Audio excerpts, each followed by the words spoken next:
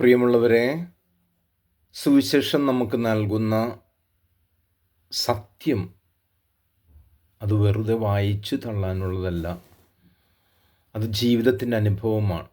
യോഹന്നാൻ്റെ വിശുദ്ധ സുവിശേഷം 21 അധ്യായം 3 മുതൽ നമ്മൾ വായിക്കുമ്പോൾ ഇതിന് പരിചിന്തനം. ഈശോ അപ്പോസ്തല പ്രവർത്തനങ്ങളിൽ നമ്മൾ കാണുന്നുണ്ട്, നിങ്ങൾ മരിച്ചു ഉയർത്തു എന്ന് പറയുന്നവനെക്കുറിച്ച് ഇനി സംസാരിച്ചു പോകരുന്ന അധികാരികൾ, ഫരിസേയരും സദുച്ചേരും ഒക്കെ ശിഷ്യന്മാരെ തടസ്സപ്പെടുത്തിയപ്പോഴും അവർക്ക് അനർഘളമായി ധൈര്യസമേത ഈശോയെ പ്രസംഗിക്കുവാനായിട്ട് സാധിച്ചതിൻ്റെ അർത്ഥമാണ് ഇന്ത്യൻ്റെ സുവിശേഷം നമുക്ക് കാണാൻ സാധിക്കുന്നത്.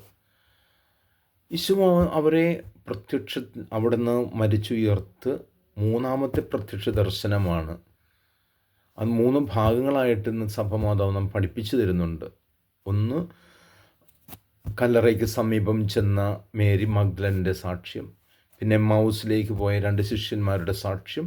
ഇന്ന് മൂന്നാമതായിട്ട് ഞാൻ മീൻ പിടിക്കാൻ പോകുന്ന പത്രോസ് പറയുമ്പോൾ, പഴയ പണിക്കും തിരിയുമ്പോഴും മറ്റു കൂട്ടർ അതിനുവേണ്ടി തന്നെ തയ്യാറാവുമ്പോൾ ഈശോ വന്ന് വിളിക്കുകയാണ്, സഹചരെ, ഫ്രണ്ട്സ്, കൂട്ടുകാരെ.